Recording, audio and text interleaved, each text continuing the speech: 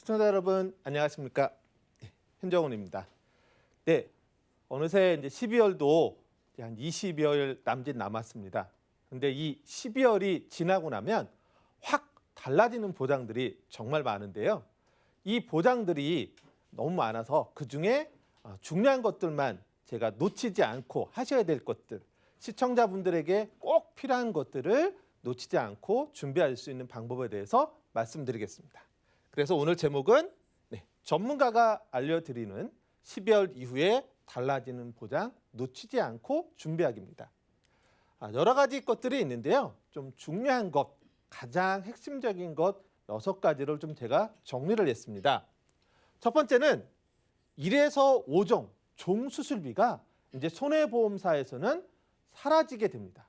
12월 말까지만 운영이 되고 판매가 종료가 됩니다.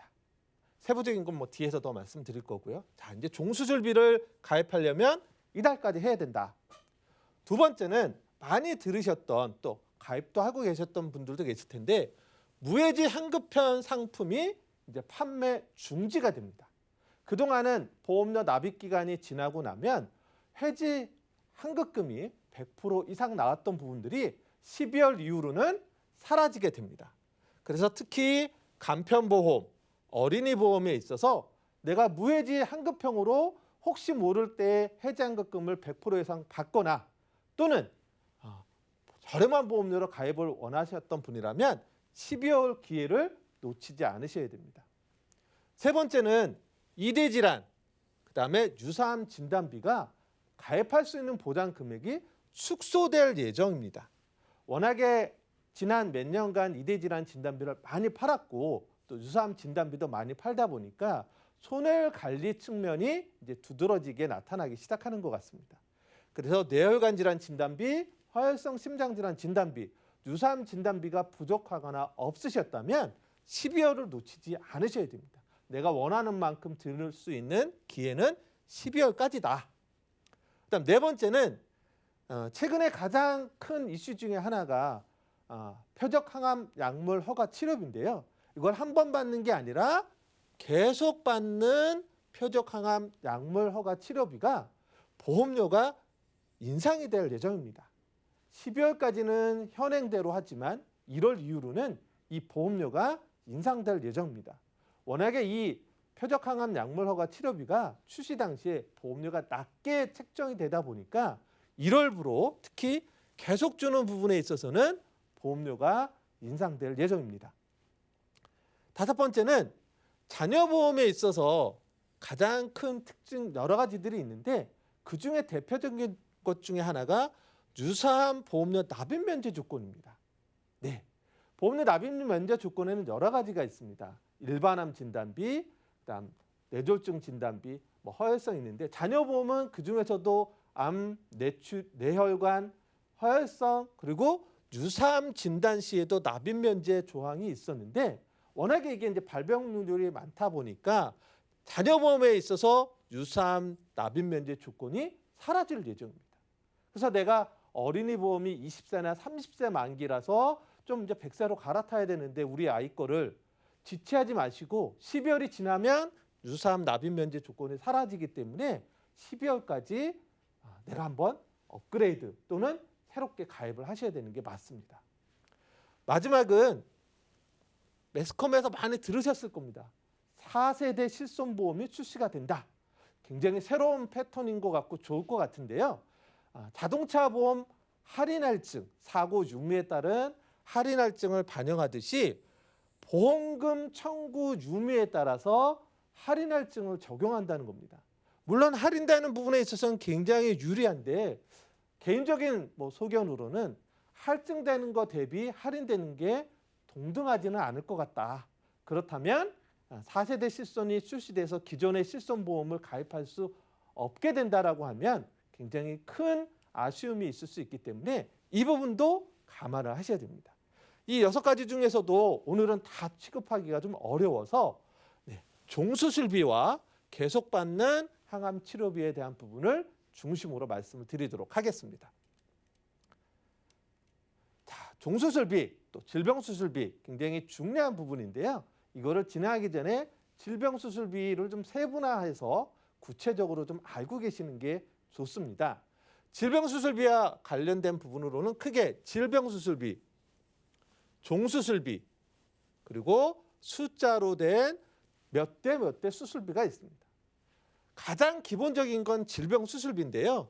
질병을 치료를 위해서 직접적인 목적으로 수술하는 경우에 수술 매회 지급이 됩니다. 가장 좋겠죠. 아쉬운 점이 있다면 일반적으로 최대 30만 원까지밖에 준비할 수가 없다. 그래서 그거보다 크게 된 게 종수술비와 몇 대 몇 대 수술비 이겁니다. 종수술비는요. 사람의 신체 부위를 1, 2, 3, 4, 5로 구분을 해서 수술 크기에 따라서 종수술비 분류표에 이거에서 매회 역시 지급을 합니다. 특정 몇 대 몇 대 수술비는 약관에서 정한 특정한 수술비, 뭐 112대다 그럼 112가지, 71대다 그럼 71가지, 64대다 그럼 64가지의 질병을 인한 수술을 받을 때 보장을 받는 겁니다. 장점이라고 하면 관열과 비관열을 구분 없이 해준다는 건데요. 이 모든 세 가지를 다 갖고 있는 게 가장 바람직합니다. 그래야 질병수술에 대한 사각지대를 최소화할 수 있는데 이 중에 이 2번에 해당되는 종수술비가 12월까지만 판매되고 1월부터는 사라질 예정이라는 거죠. 자, 질병수술비와 종수술비가 왜 중요하냐? 그 중에서도 특히 몇 개 회사가 더 중요한데요. 모든 질병을 보장하는 게 바로 질병수술비인데 특히나 일반적인 질병수술비에서는 임신 출산과 관련된 제왕절개나 선천적인 질병 그리고 치핵, 요실금 등이 질병수술비에서 보상되지 않습니다.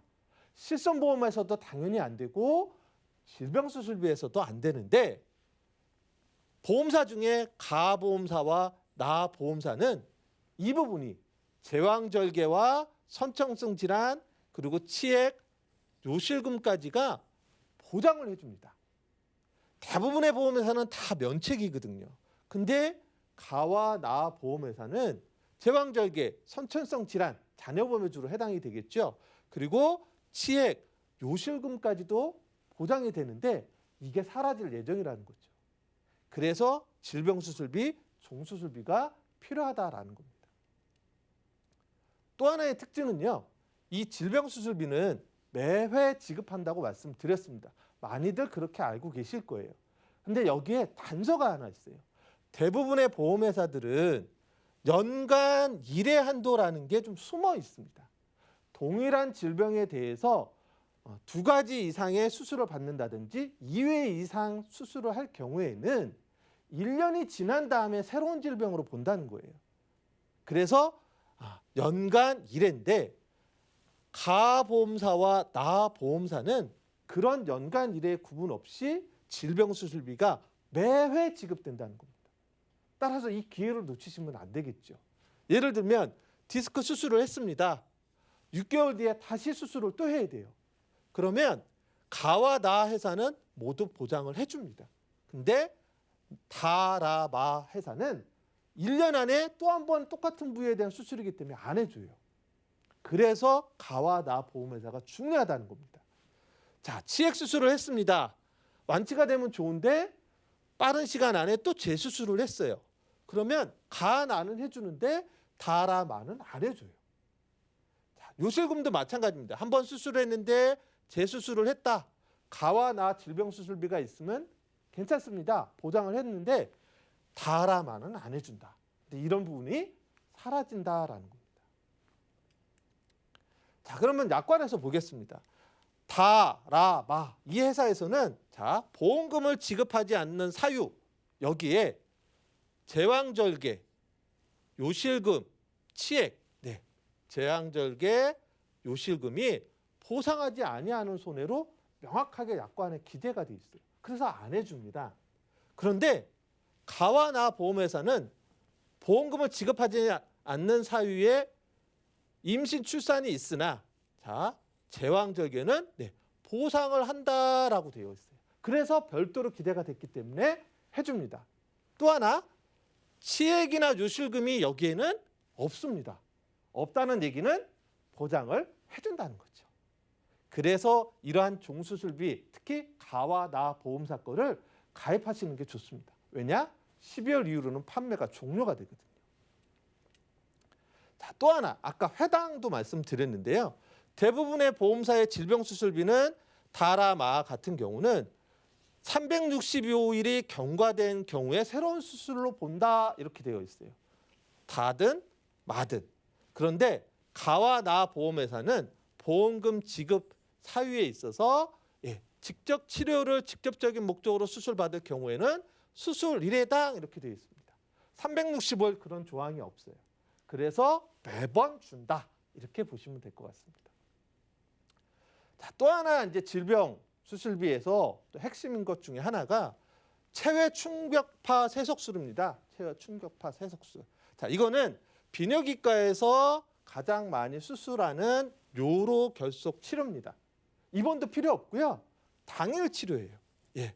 자, 신장, 콩팥이나 요관 등의 결석이 생겨가지고 원활하게 되지 않은 경우 영상의학적 방법으로 몸 밖에서 충격파를 발생시켜서 그 충격파 충격으로 요로 결석에 집중시켜서 결석을 작은 조각으로 쪼갭니다. 그럼 작은 조각으로 쪼개졌기 때문에 자연스럽게 소변으로 배출될 수 있도록 하는 건데 이게 가보험사에서는 체외 충격파 세석술이 질병수술비에서 보상이 됩니다. 그런데 대부분의 나다라마 회사에서는 이건 수술 아니야. 수술이라고 하면 수술 도구는 메스로 자르거나 떼어내야 되는데 이건 그런 게 없잖아. 그래서 안 해준다는 거예요. 근데 유일하게 이 가보험사에서는 체외 충격파 세석술을 해줍니다. 약관을 볼까요? 대부분의 보험회사는 수술의 정의에 해당되지 않는 것 이래가지고 체외 충격파 세석술을 이렇게 수술이 아니다. 그래서 안 해줍니다. 그런데 가보험사는요. 질병수술비 약관을 봤을 때 보험금 지급이에요. 지급에 관한 세부 규정에 있어서 맨 마지막에 체외 충격파 세석술이 있어요. 요로결석으로 인해서 고생하시는 분들 많거든요. 이게 작으면 괜찮은데 큰 거는 쪼개야 되거든요.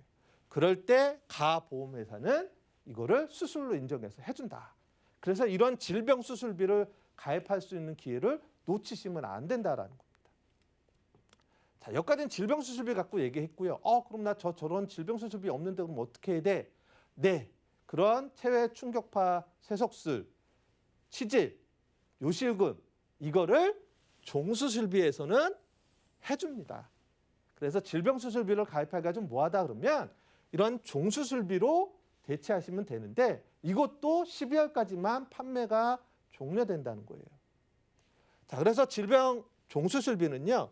질병과 상해로 나눠서 1, 2, 3, 4, 5, 1, 2, 3, 4, 5 이렇게 분류를 해서 그 해당되는 수술을 보장을 해줍니다. 그리고 종수술비는요. 종수술비는 질병수술비하고 좀 다르게 동시에 두 가지 수술을 받더라도 그게 신체 부위가 서로 틀려요. 예를 들면 신체 부위라면 눈, 코, 귀, 입, 머리에서 발끝까지 신체 부위를 다 구분을 했는데 그게 달라서 각각 그 치료 목적이 다른 독립적인 수술이라면 종수술비는 각각 해줍니다. 그래서 종수술비가 좋다는 겁니다. 자, 이런 종수술비에서 가장 많이 청구되는 것 중에 하나가 내시경 수술입니다. 다른 말로 얘기하면 비관여 수술이겠죠. 근데 이 비관여 수술인 내시경도 신체 부위에 따라서 뇌나 심장인 경우에는 3종에 해당이 됩니다. 숫자가 높을수록 큰 수술에 해당이 돼요. 그다음 복부 이런 쪽, 즉 복부나 이런 쪽이라면 대장이라든지 또는 위라든지 이런 부분에 해당되겠죠. 이런 부분을 내시경으로 수술한다. 대부분 용종 제거 등에 해당이 될 겁니다. 이 경우에 2종 수술에 해당이 됩니다. 그래서 이러한 내시경 수술을 보장받을 수 있는 게 종수술비다. 자, 그다음 이제 시각하고 청각 쪽을 좀 보겠습니다. 안검하수증, 눈에서 많이 하시죠.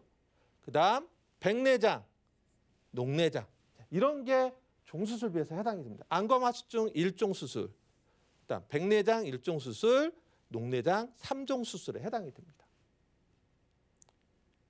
청각으로 보면은요, 고막을 수술한다든지 중이염 수술한다. 그러면 관열인 경우에 2종 수술, 이렇게 해당이 됩니다. 자, 피부하고 이제 근거를 보겠습니다. 피부로 보면 피부 이식 수술들 많이 할 수 있죠. 그 사이즈에 따라서 1종, 3종 수술이 되고요. 유방 절제술을 한다. 그러면 3종에 해당이 됩니다. 자, 근골로 보면 이제 뼈와 관련된 부분인데 머리, 머리 관열 수술인 경우에 3종, 그다음 척추, 그다음 쇄골 이런 경우에 3종 수술.